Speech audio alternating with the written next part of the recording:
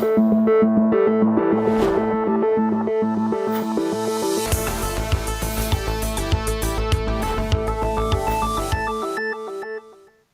and welcome. The 2022 United Nations Climate Change Conference, or COP, and the 27th edition of it is going to start on the 6th of November in Sharm el-Sheikh, Egypt. Now, the background to this obviously is that climate change in itself is a far more visible phenomenon. It's something that we in India, me sitting in a city like Mumbai or wherever you are in the world, would be experiencing in some way or the other, mostly in some form of extreme weather conditions or weather situations.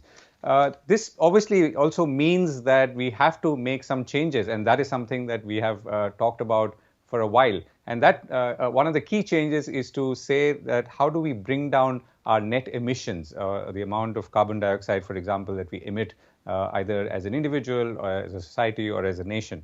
So India is now targeting net zero emissions by 2070. But the interesting point is that India is actually a very low per capita emitter of greenhouse gases at about 1.8 tons of carbon dioxide per year. But on the other hand, we are the third largest in the world. So there are some obvious debates on being where we are. Shouldn't we have more runway to emit more in the order of progress, or should we be also pulling back? And if we have to, how do we do that? Which brings us to the theme of today's conversation, which is Decarbonizing India, charting a pathway for sustainable growth, which has been authored by or led by Rajat Gupta, senior partner, who also leads sustainability in Asia at consulting firm McKinsey & Company. He's joined by various colleagues, but I have the privilege of being joined by Rajat now, who, as like I said, authored this report. Rajat, thank you very much for joining us. So you've talked about decarbonizing India and obviously charting a pathway for sustainable growth. So this means that somehow this will try and take care of all the constituencies or all the aspects of addressing the larger challenge of greenhouse gas emissions or climate change. So walk us through what the broad parameters are as you wrote this report. So when you talk about constituencies, I think if I put all the constituencies into one bucket, which is all the people impacted by India's growth, right, which is, of course, our citizens, both poor and rich, which is our industrial sector, and which is, of course, the government, which as an important enabler. If I put all of them together and I think about growth, the advantage that India has in front of it is that 75% of India hasn't yet been built, of what India will be in 2050 hasn't yet been built, which gives us a big opportunity. We have the opportunity to build this right. When I say it's not been built, what I mean the roads that we'll need, the cars that need to be on the road, the buildings that we'll have, the industrial production, all of this will quadruple at a minimum in this time frame. Now, when this build is happening, can we build it right? So can we actually build low emission power, which we are on the journey of doing with renewable power? Can we build low emission steel? Can we build low emission cars, or can we have low emission cars come out on the road? So I think that's the main thesis of the report. Can we make this happen in the right way for India, right? In a way that incomes don't fall, or in fact, costs don't go up for society, or go up in a minimal way for society, and yet we decarbonize as a country. Right. So if you were to use a good illustration of an industry, let's say, which is a big job creator or employs many people and is a prime candidate or a good candidate for decarbonization, and how it would subsequently flow. Let me take an industry which is actually a big emitting industry, which is also a job creator in many ways, right? The steel industry. So obviously the steel industry in its chain with iron ore mining, coal mining, creates a large number of jobs. And of course, the processing of steel and the use of steel in construction and car making, et cetera, it creates a lot of jobs, but it also creates a lot of emissions. So for every ton of steel that is made, about 2 tons of emissions, carbon dioxide emissions, go up in the atmosphere. Now, India will continue to expand its steel making capacities. And India has a choice. Not in this decade. This decade, we'll continue to have coal-based steel-making capacities come up. But in the next decade and the decade after, we have a choice of getting 200 million tons of steel capacity on the coal-based route, blast furnace-based coal-based route, or on a green hydrogen route. What needs to happen to make this 200 million tons to shift? That's 400 million tons of emission a year, which is almost 13-14% of emissions of today's India. What will it take to shift these? Two things. One, if hydrogen costs come down as we are hoping they will, or estimating they will, to about $2 a ton from about $5-6 a ton currently. And number two, if there is a carbon price or a tax of about $50 with clear line of sight within the next 3, 4, 5 years, so that steel makers or the steel industry can make investment plans from 2030 onwards to move towards green steel. There are many other enablers. Equipment has to come. People have to learn how to make steel in this new way, etc., etc. The jobs, in fact, if anything, increase. But we will have an industry emitting 400 million tons less a year. And you add that, these plants have 30, 40-year lives. You're talking about 6 to 8 billion tons of less carbon in the atmosphere for the world. So, so you work with the industry. I mean, at IndiaSpend, we usually speak to policymakers. So how does industry view the investment that it will take to make these transitions? For example, you've said that we need almost $7.2 trillion of green investment till 2050. That's next 25 years. Is industry ready? Is there an incentive to do so? And if so, of what kind? Yeah. So this is the lower end of our number. The higher end is closer to $12 trillion. The interesting thing is that something like 75-80% of this is in the money, of this investment in the money, because this investment is happening over a period of time. And over that period of time, the expectation is that technology costs will decline. Like, for example, you've seen solar equipment costs decline over the course of the last 15 years. So we expect technology costs to decline. And as technology costs go down, we will find these ideas or these investments coming into the money. So a lot of this is in the money. That's point number one. Point number two, some parts of it which is not in the money, the steel example that I gave you just now, that's not in the money, which is why by the end of this decade, a $50 carbon tax or a carbon price is needed. For those pieces, there's clear either economic incentive that has to come in the form of a carbon price, or blending mandates have to come, so that industry is asked for putting out so much green steel or so much scrap-based steel, right? So these two things have to come in place to make this happen. Now, the big challenge in my view is not whether this is going to be in the money or not.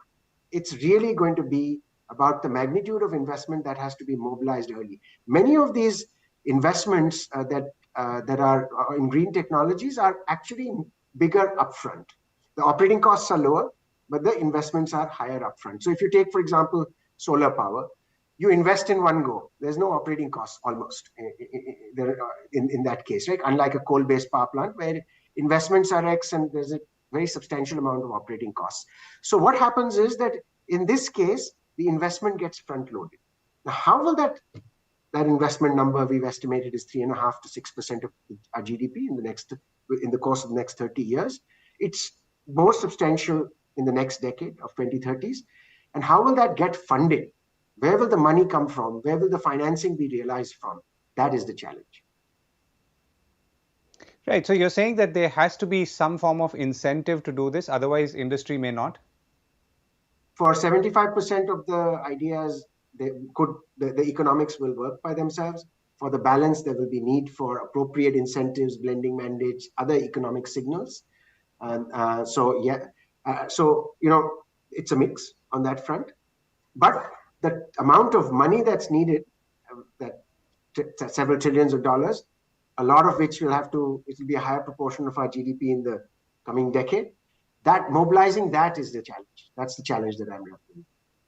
Right, and could there be disincentives as well of any sort? And are we seeing them already in other parts of the world, if not here? Disincentives like closure type disincentives, that you can't run this plant or you can't do the following.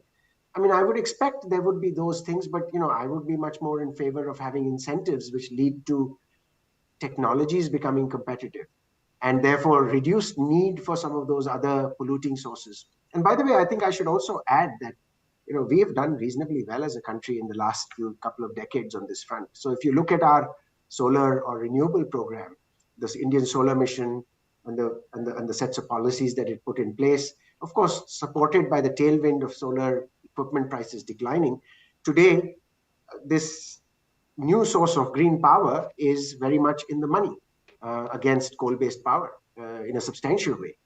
And we can see, as a result, the uptake of this increasing, right? So you take this as an example. I'll give you one other example.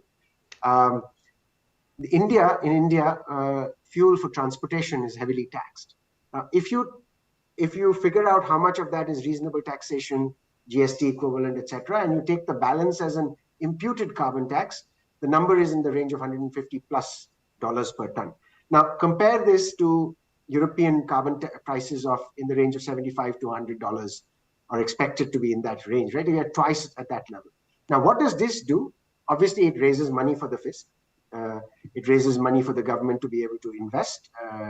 But what it also does is it creates the incentive for people to move from petrol-based two-wheelers, for example, to electric two-wheelers, which is why you see a lot of movement in that direction, a lot of investment that's coming through. Right, and how would policymakers or how ought policymakers move forward on this? Now, obviously, we are already seeing a lot of policy push coming in the form of incentives, collaborations, specific, let's say, policy measures. Again, you mentioned solar, of course. There's a lot of work in battery going on. Now, this is this to your mind, somewhat disparate efforts? Or is this looking to you like it is moving towards the path that you're defining here? Not because you're defining it, but in the scale at which you're looking at it. So what I would say is it's a good news and a better news to come story. Good news is that there are a few areas of tailwind that we clearly have. And the PAT scheme is an example. The EV or fuel taxes is another example. Solar is another example. But I think there's a lot more to be done. And it's got to be done in this decade. So let me first talk about the reason for this, and then I'll talk briefly about what needs to get done. The reason for this is that this transition requires billions of dollars of investment, billions and tens of billions of dollars of investment, whether it's in power infrastructure or it's in electrified mobility or it's in green steel or it's in greener cement. It requires billions and tens of billions of dollars. This is not like the digital revolution where with tens of millions or hundreds of millions, you can kind of be agile and change your direction. So to make that investment, our businesses need a steady hand of policy, right? Good policies that incentivize some of these investments and a steady hand of those policies.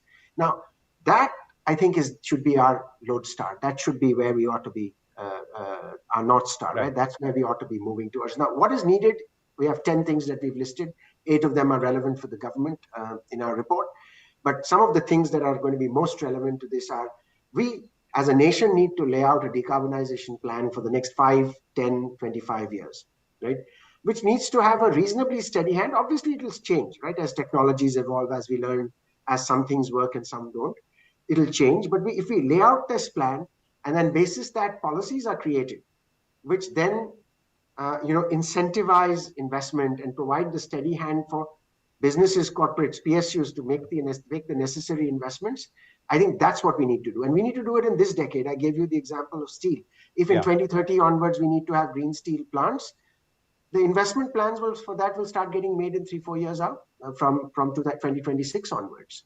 So we need it now. Another thing that we talked about is we need a carbon price to come in place to spur investment in steel-like industries or to make natural climate solutions competitive in the shorter term.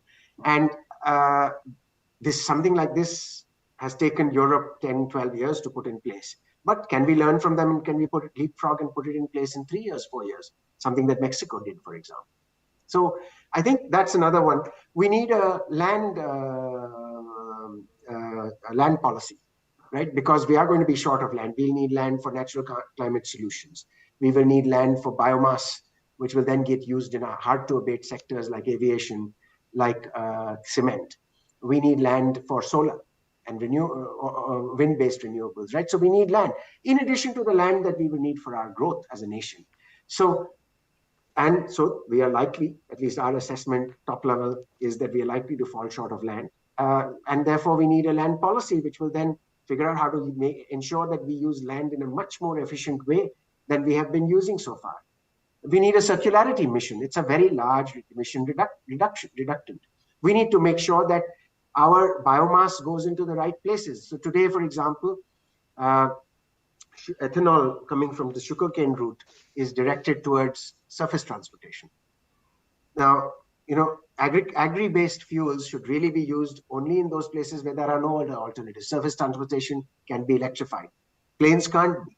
So this kind of fuel needs to be directed at planes. Some of our biomass today is used to be fired in boilers, in power plant boilers. Now, those boilers or that source of power can be electrified. What we need for that biomass is for cement kilns, right, which can't be electrified. So we need to also make sure that the right fuel, in a sense, or right material is matched to the right use for a decarbonized India. Right. A couple of questions. So first is, you've referred to a green steel and green cement and so on. So can you tell us what that exactly means to someone who doesn't follow this specifically? Yeah. So let me take the example of cement. In cement, the way it's made is that you take limestone and you reduce the limestone.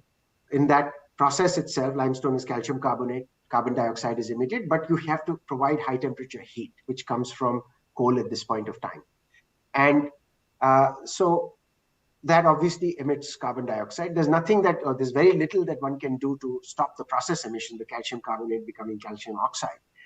But what we can do is we can replace that coal, which is used for heating, by biomass-based material, right? For example, biochar. And that then will reduce emissions if 100% of it is replaced by as much as 2/3 in the cement industry. So, I can talk about the steel example also. Yeah. Okay. So if you take steel today, you put iron ore and you reduce it with coking coal and coke, which comes from coking coal. So that's how the reduction of iron ore happens. And obviously, when you heat up the iron ore, the carbon from the coal source combines with the oxygen in the iron ore, and you get carbon dioxide, which goes out in the atmosphere. Tomorrow, what you could do is you could make that same reduction of iron ore, which is basically iron oxide, happen with hydrogen, the hydrogen molecule instead of the carbon molecule, right? And where does that hydrogen come from? It comes from splitting water. And where does the power come from, or the electricity to split that water? It comes from renewable source. Putting this chain together, you have green steel. Right, and of course, all of this, the hydrogen and the cost of producing hydrogen is something that we are still is a bridge that we are still about to cross. Would that be fair? Yeah, we have not. Hydrogen is certainly a bridge that we haven't. Green hydrogen is not a bridge that we've crossed. Hydrogen is gray hydrogen, which we use a lot of, particularly in chemical processes and refineries, costs about $1 a kg. Green hydrogen, best estimates at this point are in the range of $5 to $6. And so this number 5 to 6 has to drop to 2 for hydrogen use to expand, along with some policy support. Right. So last couple of questions. So you said that, the continuity of policy is very important, and indeed it is.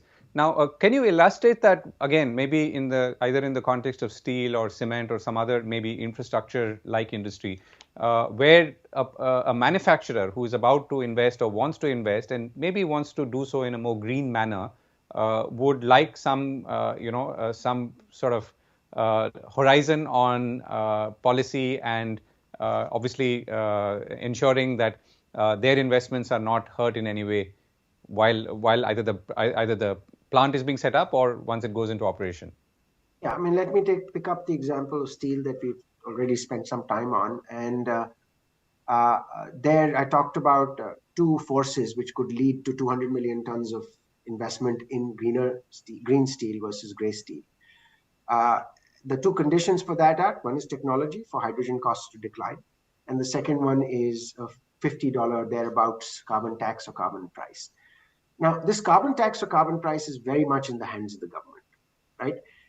They have to put the policies in place for a carbon tax or a carbon price to come into play.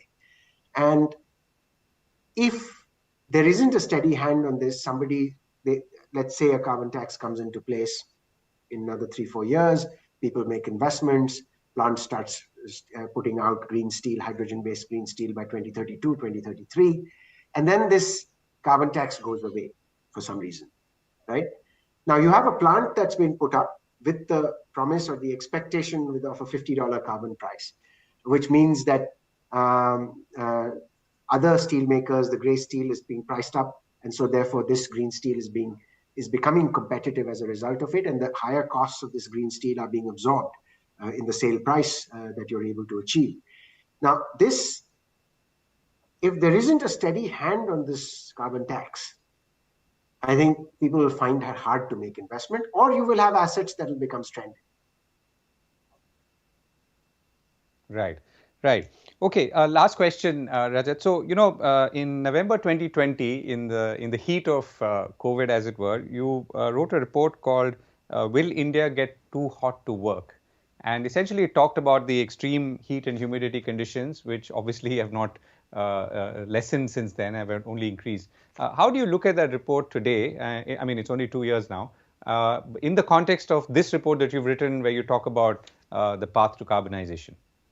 Yeah, I think these are two related but different subjects, right? So one is a much more, well, both are global, but one is a much more global subject, right? I mean, the carbon dioxide in the atmosphere is being emitted by every nation, every business, every human being.